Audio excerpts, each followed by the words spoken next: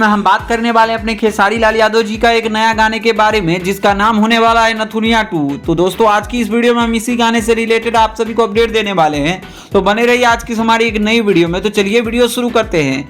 बात करें पहले इस गाने की टाइटल की, तो इस गाने का बेहतरीन टाइटल रखा गया है नथुनिया 2। और आप सभी को बता दूं ओवरऑल इस गाने को काफी ज्यादा सुना गया है भोजपुरी ऑडियंस के बीच।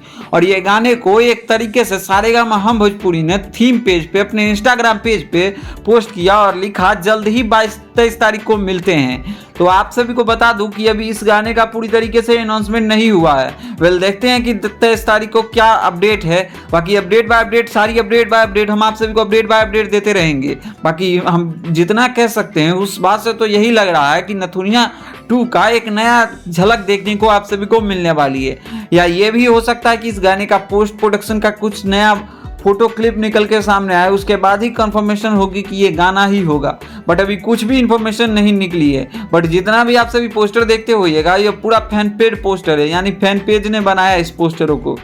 और इसके अलावा आप सभी को बता दूं कि अपने खेसारी लाल यादव जी का अगली अपडेट की बात करें तो फाइनली अपने खेसारी लाल यादव जी का एक नया आप सभी को भक्ति गाना, जिस गाने का टाइटल रखा गया तेरे प्रेम में पागल प्रेमानंद।